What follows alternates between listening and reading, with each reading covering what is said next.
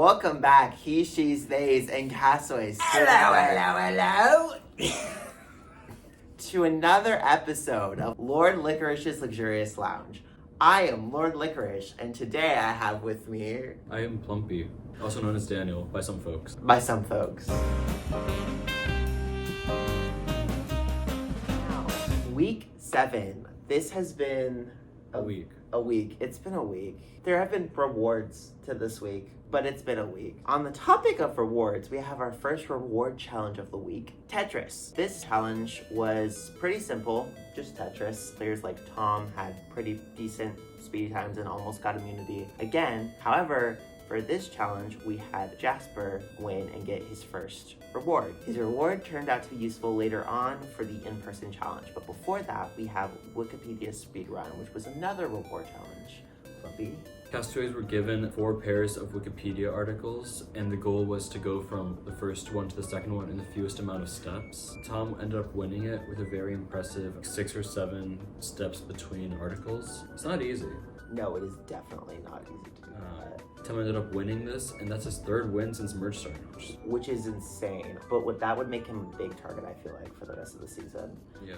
Speaking of targets, castaways were targets for this next challenge, as it was catch the bag, but it was in person because we don't do the same things all the time. We're creative. So catch the bag was our in-person challenge for this previous weekend. They basically just threw beanbags to each other. We had them split into friendship pairs, and because Jasper won one of the previous challenges, he won Tetris, he got to pick who his friendship pair was. He was allowed to ask 2 yes or no questions, and he asked, who here does sports?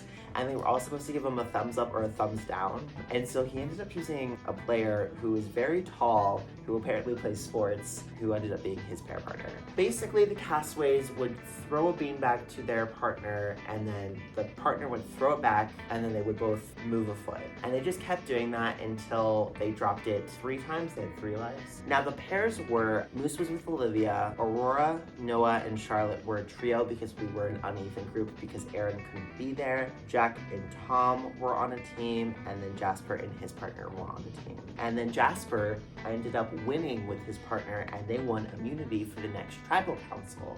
Daniel, do you want to talk about this tribal council? Because this one was a doozy. It was a big one. Moose was generally considered a threat by a majority of people and kind of became the natural choice to vote out. They didn't have a very strong physical game coming out of merge. They were perceived as a threat, but they didn't win any challenges except for the sculpture making one earlier on.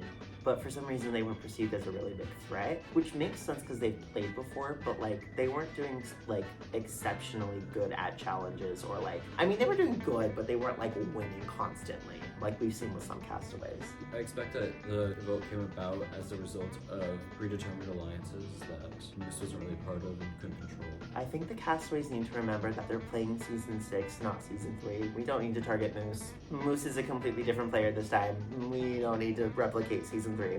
Moose ended up finding out that they were perceived as a threat, and so they pre-planned a big final speech. Basically, it summed up to Jasper is more of a threat than people realize. Noah can't keep promises and is too scared to risk on anyone. Basically, he's not keeping actual allies consistently, and Aaron has no true allies. So it was this big final boom speech at the end, and we were all left pretty wowed by it. I think that's a good thing to have in a tribal council, is to have this big speech and be this is what I perceive these people to be. Be careful. I think I did that our season where I was not everyone. 3 specific people are dangerous and no one believes me, and that's in the past. The current challenge is Snake. Now Daniel, is this your challenge? It is my challenge. This is Daniel's challenge. So, Snake, our very own Evan Lang himself, made a video once Cassidy told him about this challenge, and I drew inspiration from that video to plan the rules of the game. You know how it says oranges? You know why there's 3? It's because of Evan Lang, and only him. It was a very well-made tutorial, but enough about that. The castaways are having a little bit of a rough go of it, with the exception of Aaron, who is doing remarkably well, already beating Evan Lang's score. And it was a long video, and most of the video was playing Snake. Evan Aaron Lang's like thing is like the snake game. Like that's Yeah. his thing. Like during the host meeting, we were talking about the snake game, and they were immediately like, "We got to get Evan Lang involved. We got to get him involved." So yeah, no, the fact that Aaron has already beat his score is pretty impressive. This is already near the max possible score. That's kind of impressive. I've never seen that happen before. I'm excited. That's insane. I don't know what the max possible score is because I don't think I've played much Snake, but that's insane. So Aaron might be a bigger threat than people realize, like Moose said. But that is all for this week. Stay tuned for more. Pour yourself a drink and lounge with us later. Goodbye.